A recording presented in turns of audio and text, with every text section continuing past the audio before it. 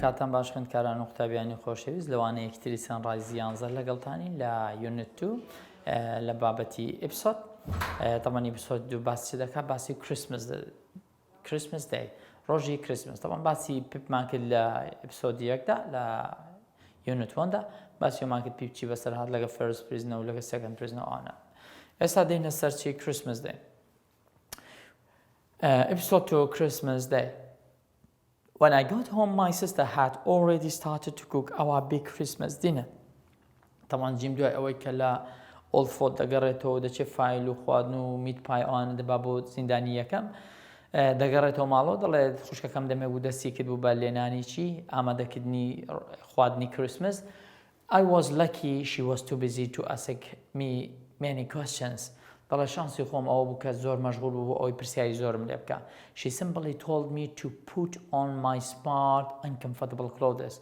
پێی گوتم کە جلە جوانە نا ئاسوودە یانی لەوانەیە جلەکە مرتاح نەبێیان با بڵێن زۆر بۆی گەورە بێیان زۆر بۆی بچووک بۆیە ئاسوودە نەبووە لەبەریدا.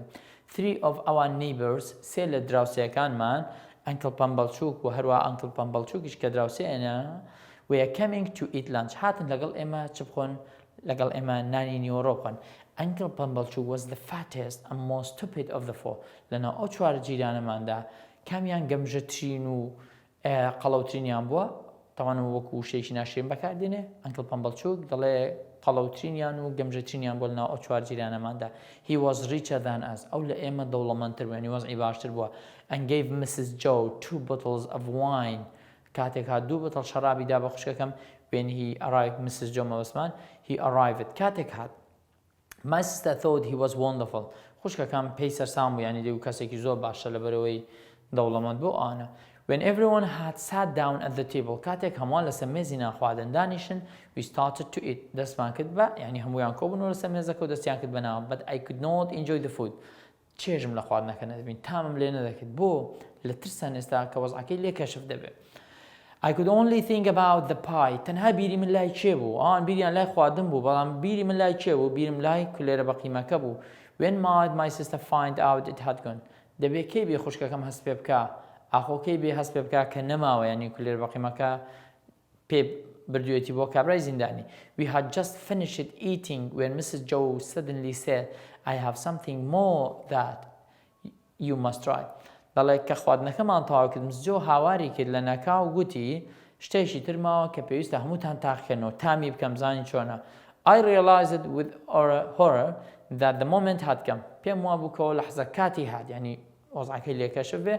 It is a delicious meat pie. تیچی she said as she stood up کاتێک هەستا سەر پێ و مێزەکەی بەجێش تیچیە تی کولێرە بەقیمەیەش It is a delicious meat pie. کولێرە بەقیمەیەکی چۆنە بەتامە.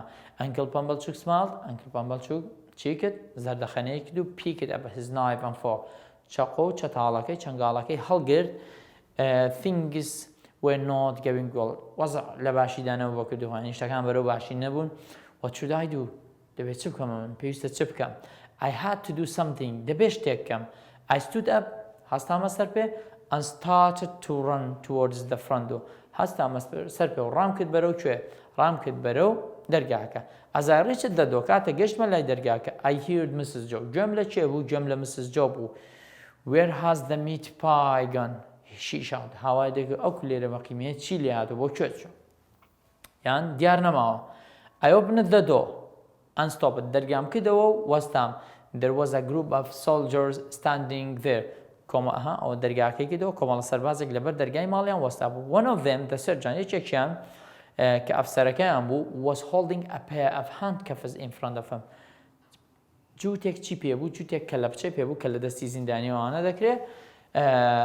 And the sergeant put his hand on my shoulder and we walked back into the kitchen. دەستی خستە سەرشان بەناو مەتبەخ گەڕاینەوە بەرەو مەتبەخەکە. I was very upset. زۆر بێتاقەت و بێزار بووم. Everything had gone terribly wrong. هەموو شتێک زۆر بە خراپی ڕۆیژ بەڕێوە یعنی وەزعەکە لە باشیدا نەبوو. But then the man spoke to Mrs. Joe. کابرا ئەفسەر بە Mrs. Joe گوت excuse me ببەخشە he said is there a blacksmith here? ئایا ئاسنگەرەکە لێرەیە؟ Why do you want him? My sister asked quickly. بەخێرا لێ پرسیوتی بۆچی ئەو دەوێت چیت لەو دەوێت. We needed his help. پێویستمان بە یارمەتی ئەوە answered the surgeon. sergeant يعني أفسرك لي برسي كتي بيشتمان بعد then he saw Joe بين يعني guess يعني خمن بوي شو كأول شيء بي وابو he was the blacksmith and showed him the handcuffs كلب شكاني نشان ده these are broken أمانة شيء أمانة شكاون خرابون أفسرك وايد and we needed to use them today أمره بيسمعني عندي بتشاكي بكيوا can you look at them for us دتواني سيدي شي بكي لبر إما Joe said he could Joe كتي والله دتوانم سيدي عنك يعني تشاكي عنك مو then can you start work on it دتواني استا إشي لسر بكي يعني بوما تشاكي وبكردي خمان the soldier asked we are looking for the escaped prisoners إما بدواي زندانا هلات وكان دادا قرين and must find them before it is dark پێش ئەوەی دنیا تاریک بێ پێش ئەوەی ئەمڕۆ دنیا تاریک بێ دەبێت بۆ ئێوارە بیاندۆزینەوە they might still be near the sea لەوانەیە هەر لە دەوروبەری دەریاکە بن have any of you هیچ یەکێک لە ئێوە seen or hear anything هیچ یەکێک لە ئێوە نەتان بیندون هیچتان نەبیستووە طبعاً هیچیان نەبیست بوو ئەوە چێە ئەوە جۆوە ئەوە دیارە ئەنکڵ پەمبەڵچووکە بە پێی وەسفەکانی بێ ئەوە مسز جۆوە ئەوە پێپە ئەوەش ئەفسەرەکەیە خاتی خەریکی چیە ئەهان چاکردنی ئەو هاندکەفانەیە یان بە بڵێن کەلاپچە I said nothing من هیچم نەگوت ئەوان پێ بین بوونی بەڵام پێ بچێ دەڵێ هیچم نەگوت but the others said no ئەوانی تر گوتیان چی گوتیان نەخێر نەمان بیندووە no one noticed that I had not spoken کەس مەلاحەزەی ئەوەی نەکرد کە من هیچم نەگوت یعنی قسەم نەکردووە we all went to the forge هەر ئاسنگەریەکە یعنی ئەو شوێنەی فۆرج بزەبت بۆ دەگوتری ئەو شوێنەی کە ئاسن و شتی لێگەرم دەکرێت بەڵام ئەمە هەر پێی دەڵێن دوکانی یاسنگەری ڕۆشتم بۆ شوێنەی کەچە بۆ دوکانی یاسنگەریەکیان شوێنی گەرمکردنی ئەو هاندکەفانە while the rest of us watched لە کاتێکدا ئێمە هەموو سیرمان دەکرد the soldiers helped Joe to light the fire سەربازەکان یارمەتی جۆیاندا بۆ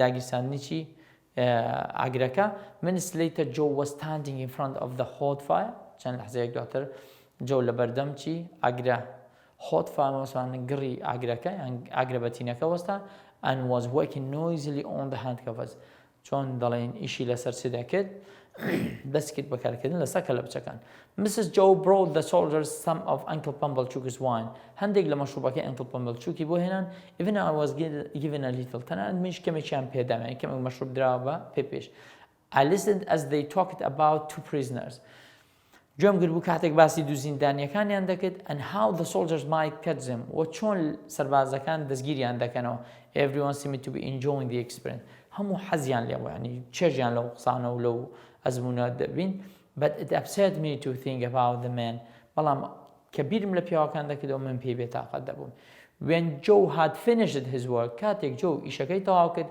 he suggested that he and I might follow the soldiers پێشنیاری کرد جۆ کتی کە دەکرێ من و پیش شوێن چێ بکەوین سەربازەکان while they looked for the prisoner یعنی حەزیان لەوە بۆ کە ئەوانیش بچن لەگەڵ سەربازەکان بۆچی بۆ ئەوەی کە زیندانیەکان دەستگیرکەنەوە all my sister could say خوشکەکەم ئەوەی کە گوتی تەنها ئەوەن دەبووکتی if they shoot his head ئەگەر تەقیان لێ کردی یعنی گولە بەرسەر کەوت don't ask me to put it back on again یعنی ئەگەر گولەیەکت بەرکەوت و سەرت لێ بەوە تەنان بە مەڵەن سەرەکەشی لەسەردانەوەنی ئەگەر شتێکت لێ هات من هیچ حەقم نییە بە سەرتانەوە we followed the soldiers شوێن سەربازەکان کەوتین out into the cold بۆ دەرەوە بۆ تەوان جێوی دەرەوە سارد بووە it was getting dark دنیا وردەورد چۆن بوو تاریک دەبوو now it started to rain دەستی بجەوەکەش چی لێ هات بوو بە باران as we got near the old fort کاتێک نزیک old fortەکە کەوتین دنیا تاریک بوو و وردەوردە بارانیش دەستی پێکرد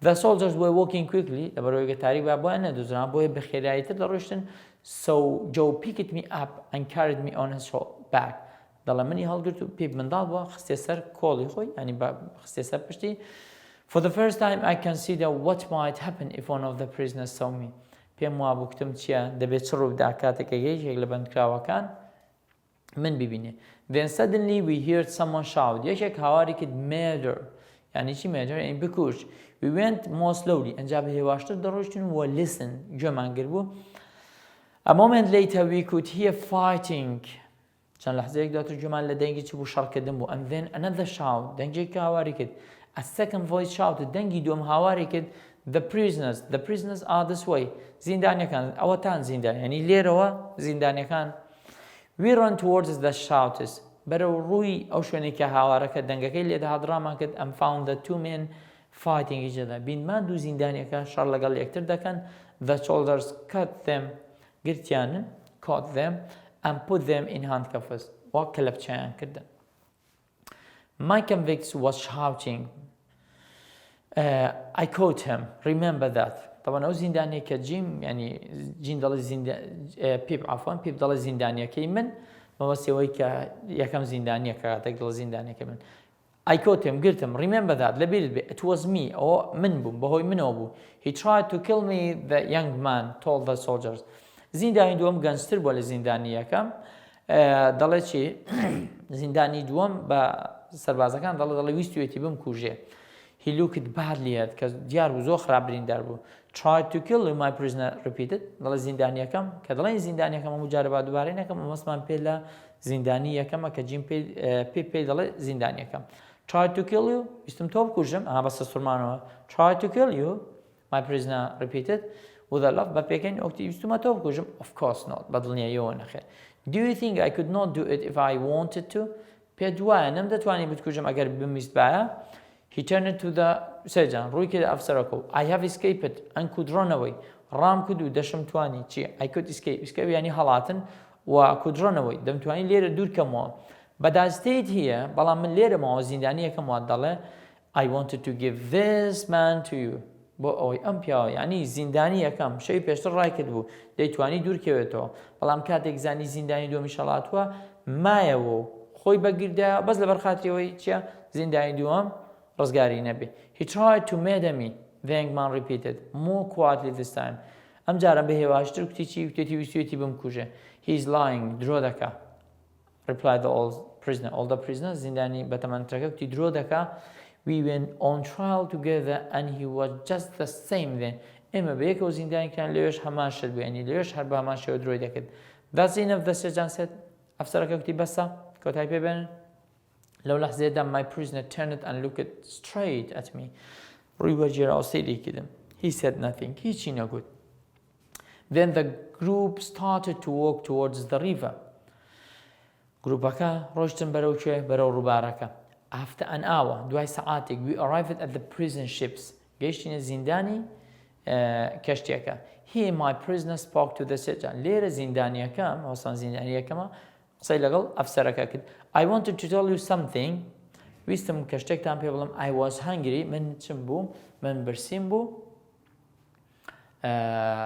and had to eat دەبووایە شتێک بخۆم I stole some food from the village هەندێک خواردنم لە لادەیەکە دزی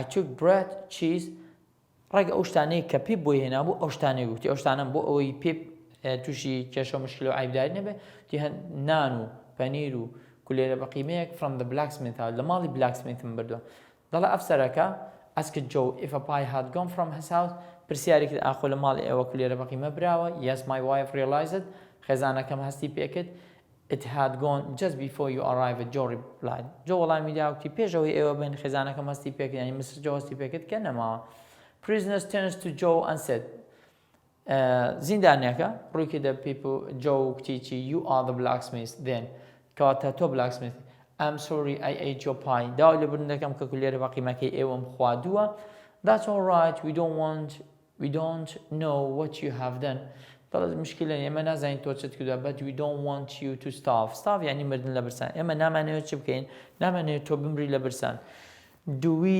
peep وایە پێب ینی ئێمە نامانەوێت Joe said quietly Joe and I watched as the two men were taken back to the hulks ئێمە سیرمان دەکردن کە ئەو دوو زیندانیە بردرانەوە بۆ کوێ زیندانی هاکس a few days later چەند ڕۆژێک دواتر I saw Joe بین بە دوای چدا دەگەڕا looking for his file بە دوای فایلەکەدا دەبە بە دوای بەربەندەکەدا دەگەڕا کارتێخەکەیدا I love Joe and knew that I ought to tell him the truth دەڵێت جۆم زۆر خۆش دەویست دەمزانی کە دەبووە چی پێ بڵێم ڕاستەکەی پێ بڵێم but what if Joe didn't want a lie as a friend بەڵام چی دەبوو ئەگەر Joe هاوڕێیەکی درۆزنی نەویست بایە I decided I had better not say anything وا باشترە بڕیارمدا بیرم لێکردەوە کە هیچ نەڵم باشترە تەواو بە نسبەت ئەپسۆدی دووە چالاکیەکە ئەپسۆد دوو match sentence parts طبعا ئەوە ئەپیسۆدوشمان کۆتای پێێنە ئەنجا دەچینە سەر چالاکیەکەی ئەکتیڤیتی بوو کە بزانین لەوێدا چەند پرسیارێکراوە دەربارەی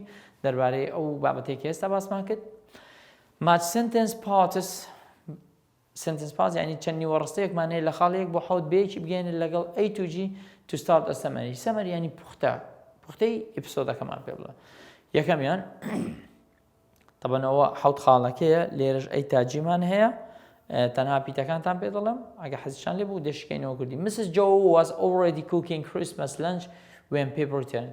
دەڵێ دەمێک بوو دەستی بە دروستکردنی چی کرد بوو cooking Christmas ئامادەکردنی خوا چۆن لای خۆمان جەژنان هەیە لەوانیش Christmas هەیە lunch when people returned کامی بۆ دەبێت لە خوارەوە ئی بۆ دەبێت and so she didn't ask him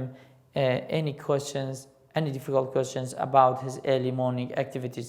لەبەرەوە هیچ پرسیارێکی قورسی لێ نەکرد دەربارەی ئەو بەیانیەکە چی کردووە چی نەکردووە. خاڵی دووەمیان later the family and four neighbors sat down to eat together. دواتر خێزانەکەم ئۆسی پێ لە جۆز فامیلیە یعنی جۆ و مسز جۆ و پێپ لەگەڵ چوار جیرانەکان دانیشتم بۆچی to eat together بۆی بەیەکەوە نامخۆن کامی بۆ دەبێ. دومیان سی بزانین دەڵێکی but Pip was worrying about the pie. بەڵام پیپ چۆن بوو نیگەران بوو دەربارەی پایەکە and couldn't enjoy his food بۆیە تامیان چەژی لە خواردنەکەی نەکرد. سێم when Mrs. Joe went to get the pie for everyone to try کاتێک Mrs. Joe ڕۆیش بۆ ئەوەی کولێرە بەقیمەکە بێنێ بۆ هەمویان تامی بکەن ئەی ڕاستە Pip couldn't not sit there any longer. Pip نەیتوانی هیچی تر طبعا لەبەرەوەی Pip گومانی لە خۆی هەبوو شکی لە خۆی هەبوو و ئەو بەزمەکەی ناوەتەوە کە کولێرە بەقیمەکەی برد بۆ زیندانیەکەم بۆیە نەیتوانی he ran to the front door to escape ڕایکرد بەرەو دەرگاکە بۆ ئەوەی هەڵەیان ڕابکات لەوێ. خاڵی چوارەمیان just as Mrs. Joe realized that the pie had gone and began shouting. دەڵێ لەو کاتێک کە Mrs. Joe هەستی کرد کە کولێرە بەقیمەکە نەماوە هەروەها دەستی کرد بە هاوارکردن جی بۆ دەبێت دەڵێت چی جی Pip opened the door. Pip دەرگای کردەوە و بیندی کە گروپێک یان کۆمەڵێک سەرباز لەوێن یاخود بە بڵین لەبەر دەرگاکەن. Number 5 the soldiers came into the house with Pip.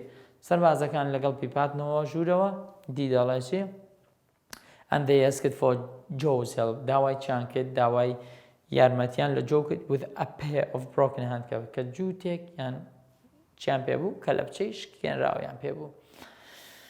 They explained that خاڵی شەشەمیان they explained that they needed the handcuffs to escape a prisoner.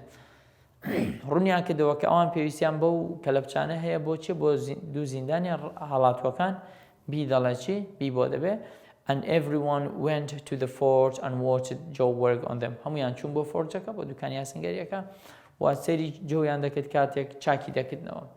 The last one خاڵی کۆتاییان the soldiers talked a lot about catching the prisoner.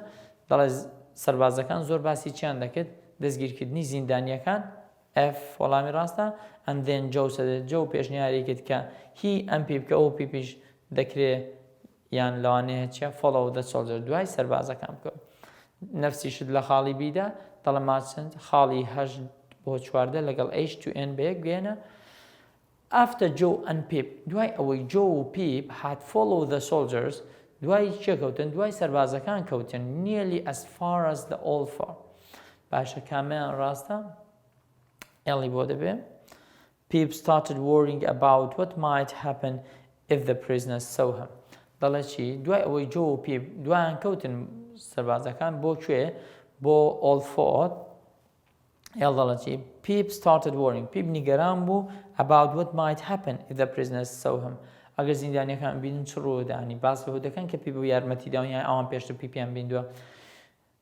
خاڵی نۆیەم when the soldiers found the prisoners کاتێک سەربازەکان زیندانیەکانیان دۆزی و who were fighting and making a lot of noise کە شەڕیان دەکرد و دەنگەدەنگێکی زۆریان نابەوە ئەیچی بۆ دەبێت دەڵێت چی H they caught them گرتیان و and put them in handcuffs گرتیان و چیا کە لە بچیان کردن. خاڵی دێم the older prisoner said to the soldiers زیندانی بەتەمەنەکە بە سەربازەکانی گوت I was free to run away من ئازاد بووم دەمتوانی چ بکەم ڕابکەم کەی but I stayed because I wanted to give this man to you مامۆ ڕام نەکرد لەبەر خاتیەوەی بتوانم ئەو پیاوە بدەمەوە دەستیەوە ینی زیندانی دووەم دەستگیر بکرێتەوە. 11 Then the man looked straight at Pip. Kata kabra rasta khoy. Seri choykit, seri pipikit. He said nothing. Seri shi pipikit balam che hichi no good. And the whole group began the long walk to the prisoner ship. همیان برو چه روشتن؟ برو prison ship روشتن. خالی دوانزا. Back at the prison ship, la prison ship da, the older prisoner said, I stole some food from the blacksmith's house. هندي خوادم لمالي أسنجرك بردوا. Jay بودبه, Jay دلائشي. And Joe agreed that a pie had disappeared. Joe كتيجي بلا كلير باقي مكا نماوا. خالي سينزا. The man spoke to Joe and said that he was worrying about stealing. تيجي نگرام درباره چی او خواد نوشته کنه ماوا. I دلائشي. I بودبه. But Joe replied that it was alright. كتيجي كشيء غنيا. زور عتياديا. خواد نكت خوادوا. When Joe was looking for his file a few days later, كاتك Joe بدواي file كذا كارتي خدا ذكرت عن روجك دواتر aim بده Pip wanted to tell him the truth. Pip ويستي people راسك people, but decided that he had better not speak. بعد عم بريا إيديك وأباشترا خويتو شيء وكيشو مشكلة نكا قصناك. Exam practice write a paragraph. طبعا عات الامتحان بوش عزز وربي ما وصاكم بوش عزدي هنو يعني ذكري ما وصل لمكتب بخوي كرتي كاتوا كرتشاوت هم داته يعني أوه بپرسیار ولام روزانه دتان داته پرسیار ولام دکاو أو دتان بودن تو. بر حال تو پیش آن بزنی اگر وقت بوده أو بوشوازه. Give full answers to the questions. ولامی تو آو بدو بام پرسیارانه to write a paragraph. بونوسین paragraph about the start of Pip's Christmas Day. درباره چی Pip's Christmas Day. After everyone had finished dinner دو اوی همونانی اواران تواو کرد. What did Pip's sister leave the table to do? بۆچی چی کرد؟ بۆچی مێزەکەی بەجێهێشت؟ باشە دەڵێ after everyone had finished dinner, Pip's sister left the table to get the meat pie. بۆچی؟ بۆ ئەوەی چی بێنن؟ get the meat pie. بۆ ئەوەی بچە کولێرە بەقیمەکە بێنێ. Then where did Pip run? Where did Pip run? Pip بۆ چۆ ڕای کرد؟ لشون نشان نكتدان را لود. Then Pip ran to the front door. Pip ڕای کرد بەرەو چێ؟ بەرەو دەرگای پێشەوە مەدخەل با بڵێن. As he got there کاتێک گەیشتێ what did his sister shout? خوشکەکەی چی گوت کاتێک؟ As he got there his sister shouted where has the meat pie gone? کولێرە بەقیمەکە چی لێ هاتووە؟ طبعا ئەوە هەڵەیە لە کتێبەکەیدا لەنچە بۆ خۆی لێرە کراوەتە بەدینە بەس وەکو خۆی باز دەکەمەوە دەستکاریم نەکردووە. When he opened the door to escape, کاتێک دەرگای کردەوە بۆ ئەوی ڕابکە. Who did he see just outside? کێی بین لە دەرەوە؟ وەڵامەکەی لێرە دەست پێ دەکا.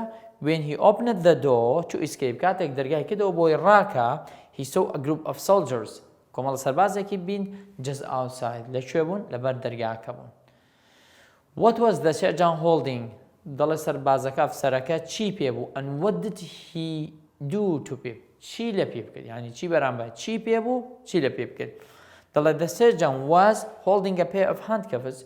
جووتێک کە لە بچەی پێ بوو and he put his hand on Pip's shoulder. دەستی خستە سەر شانی Pip. What was the surgeon ئەومان گوت؟ Then where did the soldiers go with Pip? بۆ کوێ چوون لەگەڵ Pip؟ دەڵێ the soldiers went with Pip back into the kitchen. گەڕانەوە بۆ مەتبەخەکە. At that moment لەو لەحزەیەدا how did Pip feel? Pip هەستی چۆن بوو؟ لەو لەحزەیەدا Pip was very upset. زۆر بێتاقەت بوو and everything had gone terribly wrong. هەموو شتێک بەچی زۆر بە خراپی ڕۆیشت بەڕێوە. ئەوە بە نسبەت ئێپیسۆدی دووە. کەواتە لە یونیتی دوودا یەکەم جا بابەتە گرامەرەکانمان باس کرد، پاشان چوینە سەر ڕیدینگەکان، ئەنجا ئەکتیڤیتی ئەنجا چی؟ ئێپیسۆدەکان. ئێپیسۆد زۆر تەلەبە داوایەوە دەکەمەوە سەر چ بکەین بۆ ئەوەی کە لە بیرمان نەچێتەوە. دائما هەوڵ دەیە یەکەم جا بە کوردی بخوێنیەوە و فلیمەکەشی هەیە گە دەتوانین سەیری فلیمەکە یەکەم باشتر. هەوڵ دەبچێنەوە بابەتەکەوە چەند جارێک بە کوردی بخوێنەوە تا لێ تێدەگەی پاشان کە کوردیەکە تەواو کرد مەزبوط بووی لە کوردیەکە ئەنجا بەردەوام ینی بۆ منە کە سێ جار کوردیت خوێندەوە لانی کەم 5 جار بۆ 6 جار تا 7 جاریش ئینگلیزیەکەی بخوێنەوە. پاشان هەوڵدا بۆ هاوڕێیەکت ڕەفیقێکت لە مەکتەبیان لە ماڵەوە خوشێ براکە بۆی شەرحکە هەوڵدا ینی نیوەی ئینگلیزی نیوەی کوردی تاوەکو ڕادی شەرت نییە تۆ هەر هەمووی دەرەخکەی ینی لەو سەرەوە بۆ سەر هەوڵدە تێبگە بتوانێت پرسیار دروستکە وەڵامی پرسیارەکان بدەوە. پشتیوان بخوا لە دەرسێکێکدا دەچینە سەر یونیت 3 هیوادارم سوتان لەبین بێت تا کاتێکتر بەخواتان سپێنم خواتان لەگەڵ.